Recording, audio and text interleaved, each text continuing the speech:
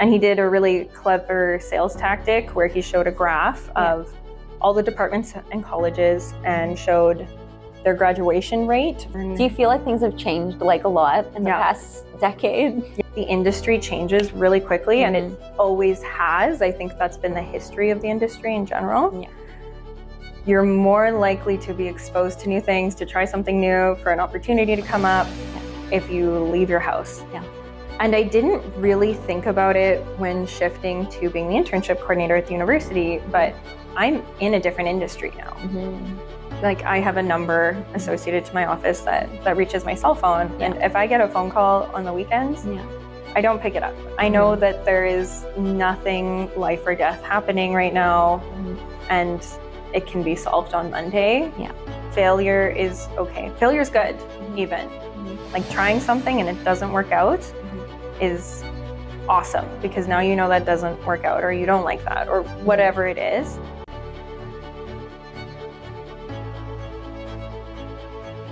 Hey guys, welcome back to the podcast Empower Her. For those who might be new to this particular episode series, Empower Her focuses on women empowerment, and we're looking at some of the challenges they faced in their early career and how they've navigated through them. We invite industrial professionals of different fields to learn about their experiences. And today we have yet another, and her name is Camille. She is an internship coordinator at the Department of Computer Science at the U of S. And before I say any further, I'll let her introduce herself. Thank you. Yeah. Hi, I'm Camille. I run the internship program for the Department of Computer Science. I've been here for just under a year, which is crazy to say, so about one academic year. And I actually am an alumni from USask, so I have a psychology degree as well as a computer science degree. And I worked in industry at a couple different companies as a software developer and then most recently as a software engineering manager. And last August, I started working for the university doing their internship program. And you're doing an awesome job. Oh, thank you. You would know. Yes, I would know because I'm in the program. Okay. Well, you did say you're studying computer science. Well, you studied computer science and psychology, you said. Yeah. So was that something you always intended to do? Was that always planned or did that just come along the way? No, not even close. Really? Yeah. I would say, I mean, I don't know what it's like anymore. Yeah. Because as we were talking about just prior to this, the tech industry changes in an instant. Yeah. But when I was studying, it was very uncommon for women to start studying computer science. Most of my friends that were in computer science they came from another field, another industry. Maybe they were adult learners, like older adult learners. And I'm no exception to that. I started in psychology, and then to get a Bachelor of Science major in psychology at the U of S, you have to take a introductory computer science class. Oh, okay. And I put mine off till the last year. I was sure I would hate it. Yeah. And I took it, and it was with Jeff Long. And he threw a stuffed Pokemon at me. He did an amazing job making it fun and approachable, and all the information was laid out. It didn't feel as risky as I thought it would. Yeah.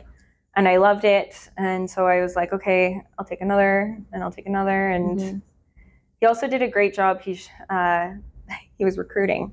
Oh, yeah. And for a little bit, I had a conspiracy theory that the computer science department was trying to get more women into it by making strategy. It was a strategy. Secret strategy. Now we know, guys. Yeah. Now we know. It's confirmed a conspiracy theory. I've asked, but oh, did they say yes? No, it's confirmed. Oh, it was a conspiracy. It was not real. But I had a theory that they were making psychology majors take computer science as a way to try to funnel them in because psychology is majority women. Yeah. That's not true at all. But so Jeff was recruiting. I think he was also recruiting women to try to increase the enrollment of women in computer science, but also just computer scientists in general. It was a bit of a gold rush at the time. And he did a really clever sales tactic where he showed a graph of all the departments and colleges and showed their graduation rate versus the jobs in that industry. And computer science was the only one, including engineering, that had a lower graduation rate than jobs. Oh. And so it was a very compelling chart, and he included psychology in it, which of course was the reverse of that. So I was looking at jobs and I was like, well, I'm doing good in these classes and I like it. And so he convinced you. He did That's a awesome. great job. And do you feel like things have changed like a lot in the past decade? Yeah. Like that graph, I don't know what would that look like at this point. I don't know. I don't think it's as bad as people think it would be. Yeah. I suspect we're aligned with engineering now. Mm-hmm. But when I got into it, it was a gold rush for sure. And I started at a perfect time. That's true. Yeah. That isn't the case anymore, unfortunately. Yeah. But I will say, just working in tech in general, the industry changes really quickly, and it always has. I think that's been the history of the industry in general. Yeah. To the point that it kind of sucks to be giving advice as a mid-career professional. Mm-hmm. I almost feel like a boomer saying like, "Whoa, you gotta, knock on doors and shake hands." And because the nature of the industry changes quite quickly. It's almost like the mid-career professionals, the advice that they can give it's still relevant, but it's not as relevant as other industries, right? If you talk to a doctor that's been working for 5 years, probably the information they give you will be relevant to a new doctor or nurse or lawyer, name another profession versus tech, everybody's kind of figuring it out as it goes. True. Yeah. It's also interesting. Like I got really excited when you said psychology, like because you've worked in software engineering roles. Do you ever feel like that psychology mindset has ever changed or has ever reshaped the way you approach tech problems? I guess the answer, not to get too sciencey with it, is probably I don't know because you've only been in your brain. Yeah, exactly. I basically finished my psychology degree before I started my computer science degree. Right. So I don't know. And in fact, I'm not sure if it helped me technically. In fact, the first time I wrote a line of code was in my first year introductory computer science class. So I was learning everything first time. As the faculty says it out of their mouth in the classroom is the first time I've heard of it. Right. Versus a lot of the people in my classes were like, oh, I've been coding since I was, 15, or I always wanted to study computer science, and that was not the case for me. So I wouldn't say technically it helped me, but definitely I think it was helpful in working in groups, and professionally it's helped me as well. I feel like you're a perfect example of, how you have great experiences in university and that actually shapes the way you take path in life. Like you're a prime example of that because like you've taken a class in computer science, you've enjoyed it, and then you ended up taking a career path in that area.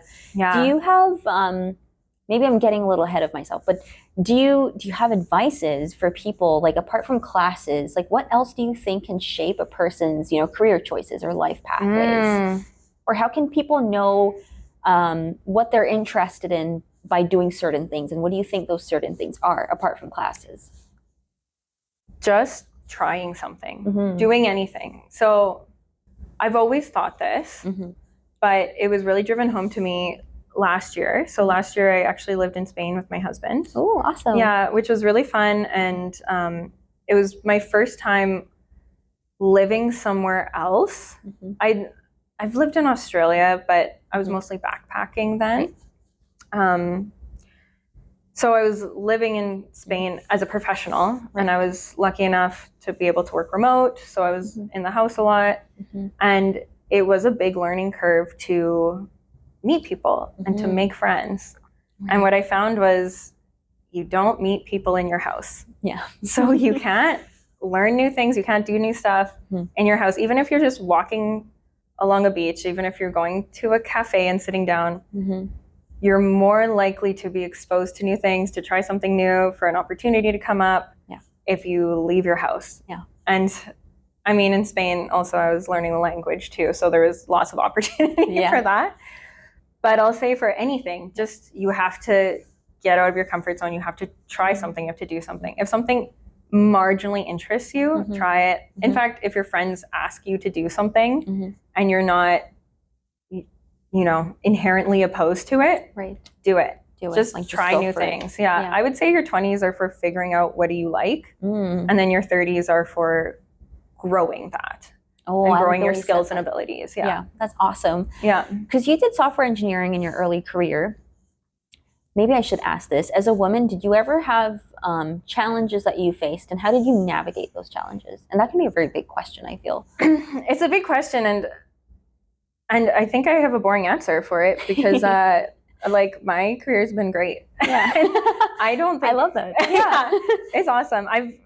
I've heard stories from women saying, you know, it's harder for them in meetings. They have to be twice as good. They have to really push to get their ideas across. That has never been my experience. It's awesome. It's awesome. And at the department here, I remember sometimes I'd be one of two women in a class, and I always felt welcome. I always felt like my voice was heard. I didn't have to push extra hard if I was asking questions. Like it was a welcoming place. And even, in fact, there was a faculty, I'm not sure if he's with the department anymore, but his name is Tony Kuselik. Oh, it doesn't ring a bell to me. Yeah, he might be gone now. He might have retired, but I distinctly remember in one of his courses, he wrote the entire midterm or final completely with female pronouns. Ooh. So it was a software developer is doing XYZ, she, blah, blah, blah. And I was like, this is awesome. Like you can just tell that it was really thoughtful and intentional, and they're trying to make it, even though it's mostly male faculty, they're trying to make it a welcoming space. Yeah. And I think they did a great job. And then again, with the two companies I worked at prior to being at the university, I've always felt like my opinion was valid and what I had to say was great. Now, I will say that might be a self-selection because for example, in interviews, when people ask what my greatest weakness is, I would say I don't do well with interpersonal conflict. If there's conflict happening in the workplace, even if I'm not involved in any way, it's between two of my colleagues, I'm distracted by it, I'm not doing my best work. I like to say that because then they won't hire me if it's a high conflict workplace. So I see. I've never thought about it that way. Yeah, like I really, even as a new grad, I was not picky about where I applied or interviewed, but I was intentional about it. Or I would look at companies and I would look at how many women work there on LinkedIn. And if there were 0 women, I didn't want to work there. So that's interesting. I'll say I've had an amazing experience, but I do wonder how much of that is because I was just intentional. Chose to be intentional. That's interesting. Yeah. Like when you worked remotely, did you enjoy that experience, or was that ever a hindrance for you to network with people of different genders, or have that more bigger exposure? And maybe you can just say no, like it was about the same. Yeah, I was lucky enough. I'd worked there for 2 years at that point, so my relationships were quite solid at that company. And if I was stuck on a problem, I could call someone up, have a quick Slack conversation, and I didn't feel weird about it.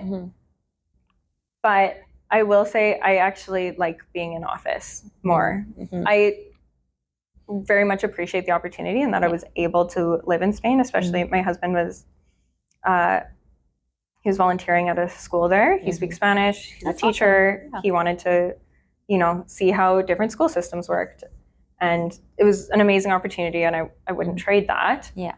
But living in Saskatoon with an office in Saskatoon, I go in every day.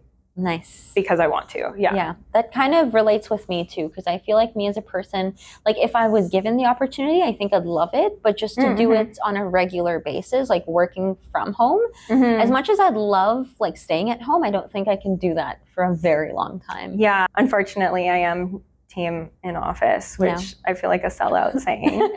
That's awesome. Though. I like people to have the option. Yeah. But I see the value in being in office. Yeah. Talking a little bit about your role as an internship coordinator, how has your day-to-day has changed since your previous job? How has it changed so far? In a good way. It's huge. It's a fundamental shift, I would say. Obviously I was working in tech. I mean, maybe that's not obvious. I was working for a tech company. Right. Because people can work in tech at, banks or insurance companies or anywhere. Mm-hmm. But I was working at specifically a tech company. Right. And I'll say the tech industry itself, it's really cool to be in, but it's very fast. Things are changing quickly. You always have to be on it. A lot of my coworkers were young. Like it was all the stereotypes that you think of, where all your friends are working together, and and I would work later days, not even because I needed to, but because I wanted to do a good job, and you kind of get caught up in it. And I didn't really think about it when shifting to being the internship coordinator at the university, but I'm in a different industry now, where I used to work in tech and I now work in education. And I would say there's some cultural differences there, as well as I'm no longer a domain expert.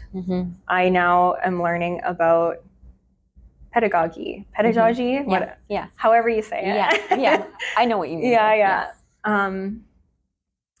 And like, what are the best ways to mentor and train and educate? And you learn a little bit about that as a manager, but again, it's different. So I would say very different, but I do love not being on call anymore. I used to have on call weeks. Wow, that would have been very stressful, no? You have your laptop with you everywhere you go, and I've seen those reels on Instagram. I just never met a real person in real life.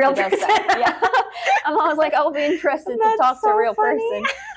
Like, I have a number associated to my office that reaches my cell phone, and if I get a phone call on the weekends, I don't pick it up. I know that there is nothing life or death happening right now, and it can be solved on Monday. Versus previously, it was like, oh no, our system's down, and this is something I have to look into. So there's stressful periods in education as well, but I'll say it's a completely different space to work in. Was that switch intentional? Do you think that you did that because you wanted to experience some growth? I would say none of my career moves or anything has ever been intentional. It's always been, oh, this looks kind of cool, I'll try it. That's how I got into. I love that mindset though, because it gives you an opportunity and gives you the room to actually explore different things and know what you're actually interested in. It's pretty good. I mean, it's worked for me. Call it fall forwards. That's funny. Well, you being as a student, so you've been on a side of being a student. Now you've you've been exposed to industry. Now you're back into the education kind of realm. Looking at all these kind of areas that you've been in, have you ever noticed like any kind of gaps in like the STEM education that you think could be further filled to maybe better support women, or not even women, but just create a more inclusive environment? From my anecdotal experience, which I guess is the whole podcast. It's all about you. It's all about me. The department was very welcoming. It was a very safe space for me. And it's quite interesting because as an engineering manager, I remember speaking to my friend, who's another female engineering manager. And we were talking about, okay, how do we recruit more women? Like, we want to have more women working at this company. And we talked to HR, and it was like, well, women aren't applying. You can only hire the people that show up, right? And then now working at the university, this exact same conversations are happening. It's like, well, we want to have more women, but women aren't applying, and you can only educate the people that show up. So I don't fully know how far back it goes, that for some reason there's this bias in our society, or maybe it's in our heads, that women are not expected to work in, I don't even want to say a technical field, because I think engineering actually has higher graduation rates for women than we do. But, or I shouldn't say graduation rates, but entry. So it recruits more women than computer science does, but for some reason there's this bias that women don't go into computer science, and then I think that's self-perpetuating. Well, maybe a follow-up question to that, right? So like, what do you think institutions or us as individuals or organizations like in the industry can do to support women? There's a lot we could do to support women, because even though, and this is empirically validated, even though women are less likely to apply to computer science, they're more likely to finish computer science. Like, there's less attrition. I don't necessarily know why that is, but then also working in tech, when women are likely to leave is actually in their mid-30s, which if you think about it, you're mid-career, you probably climbed the ladder a little bit, and you're maybe having kids. So I would say there are different points in the career journey that women are off-ramping. So if we're talking about women in tech in general, I really like the book. Oh, it's by Kim Scott. What's it called? Radical Candor. Oh, I really like the book Radical Candor. I've read quite a few like business operations books in my time working in industry. And I'll say that is the only business operations book, it's technical, that I read written by a woman. And it's also the only one that mentioned having kids and having to balance life and your job. Right. And so I think there maybe isn't that thought in operations. So there's that, and then you're losing out on all these senior female mentors that could be supporting younger staff. But curious to ask, so at this stage of your career, if you were to define empowerment, how would you define that? Well, I mean, empowering people is just giving them the tools to do what they need to do. And I'm saying need, not want to do what they need to do. So, you know, in my previous role, sometimes if I was having to talk to a customer, I needed tools, as in the support of the company, to say no to that customer. And that would be empowering to say, we do not have the ability to do this because of XYZ. And I know this because I'm supported by the company, and that's empowering, right? So being able to say, no, it's not in my best interest, or having somebody say, you should really do this speaking opportunity or this presentation or teach this class, whatever it is, but having somebody also nominating you and pushing you to do something. Right. You as a person who's working as an internship coordinator now, and you're actually recruiting students, you're like helping students with their internship. What are some of the things you're noticing? When I say noticing, maybe what are some of the skills that you think this new generation or this new batch of people are bringing in that maybe people didn't have before, or that people had before but people are not bringing in now? Anything that you're noticing in terms of observations? No, it's a good question. What do I think is one big culture difference I've noticed from me, a pre-COVID grad, to these post-COVID grads is people are not going to class. Like the engagement is shockingly low. Yeah. And it's wild. Like they're paying very good money to True. I'll also say half the value of your education is in building your network. For computer science, I think half the value is in building your network. So not going to class, it doesn't make, you're like throwing away half the money for that class. And when I say building your network, I mean with your peers as well as with the faculty. Like having a faculty reference on your resume is huge. So that part I don't really get, and I'm not sure if it's because people were used to learning from home or what really happened there. I also think because of COVID, you know, once people kind of get the taste of online learning or remote learning, like people have understood that this is a possibility, you know, and they've just seen that little loophole and they just don't feel like going to classes anymore. Yeah. It's the want versus need. Yes, it's always that. Again, it's always that. Yeah. You as a person who's, you know, had a decade of experience or, you know, almost have years of experience after your undergrad program, if you had to give some kind of advice to people, what would that be? I would say, again, and I gave this advice already, but I would say try. Yeah. And I think it's, to be successful in tech, it is essential to not be scared to try. Yeah. And failure is okay. Failure is good, even.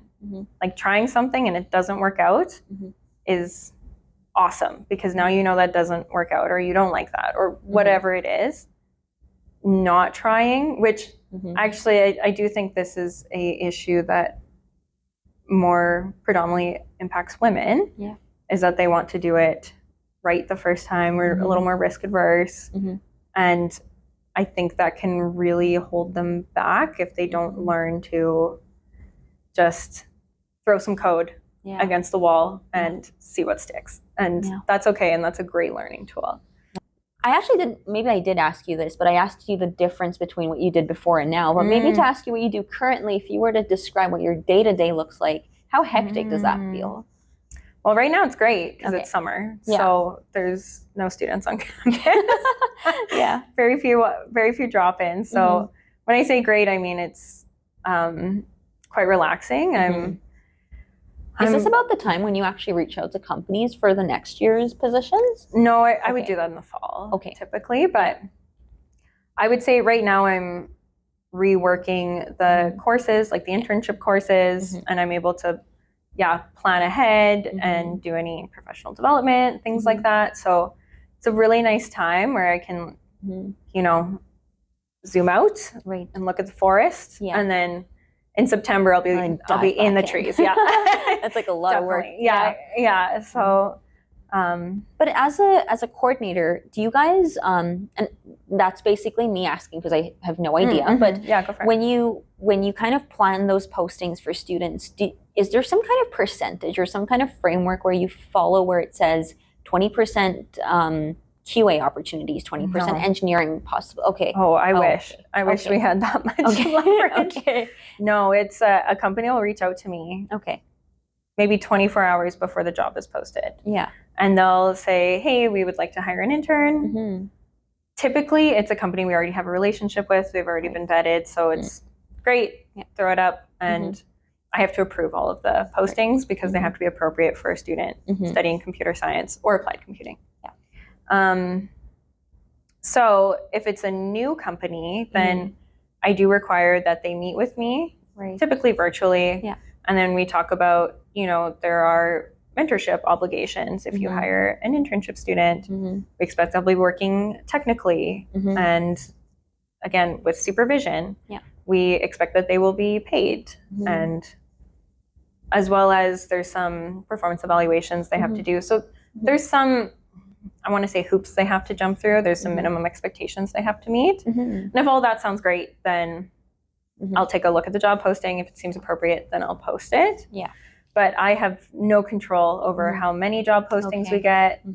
Well, very little control, I guess, if I do outreach. But I basically, as the employers reach out, then I'll facilitate them posting the position. And whatever job opportunities are there are there. But you as a student, have you ever gone through the internship program yourself?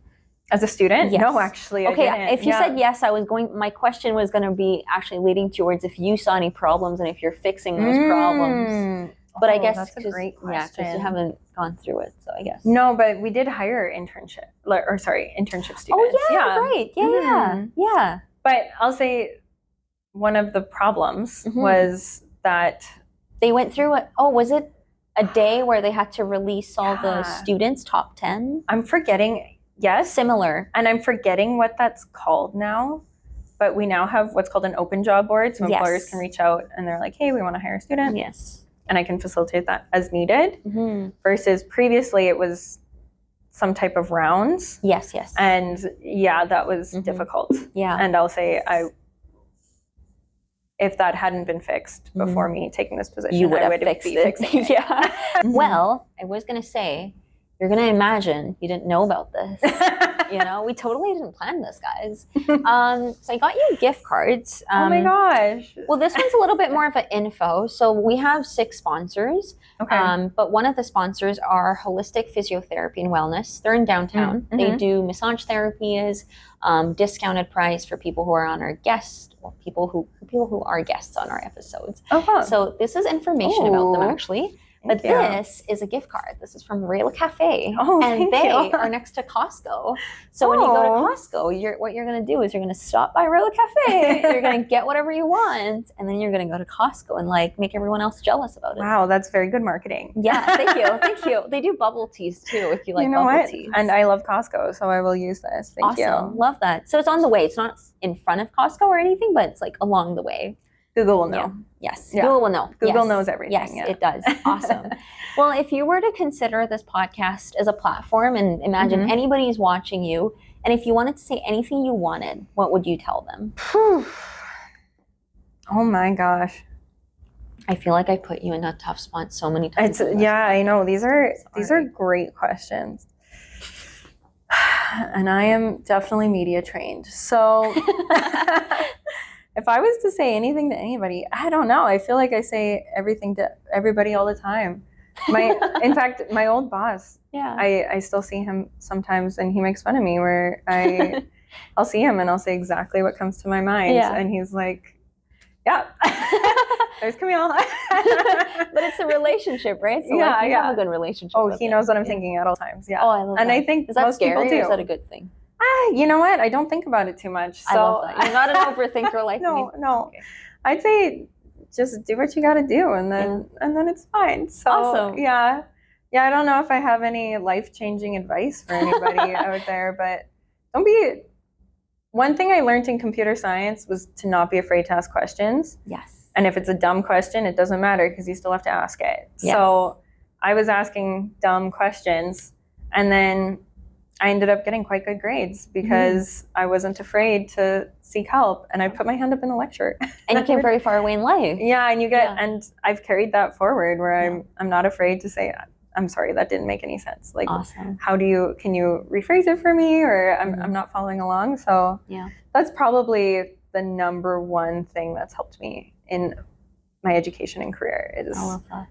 Don't be afraid to ask questions. Yeah. I love that. Totally. I agree with that because as a student, sometimes you're just afraid because you don't know what is the right question. But, you've just got to ask because if you don't ask, you're never going to learn. Yeah. So totally agreed. Well, I need to say thank you for coming on a Friday, on an evening. Oh, yeah. It was fun. Well, but usually people are like busy on a Friday evening, and the fact that you came here, thank you. Thank you for honoring my podcast. Like oh my goodness, thank you. I'm so happy to have you. Welcome. And it's happy to see you in real life. I feel like I've seen you in the emails. I'm like, I'm going to see her in real life now. I know, it's great to put a face to the name. Hey, definitely. Yes. Well, with that being said, though, I'm going to tell the audience that if you have any questions, comments, or concerns, which you shouldn't have any, but if you do, you can leave it in the comment section below, and Camille and I will help to co-reply because we're awesome. And with that being said, we're going to say bye. Bye.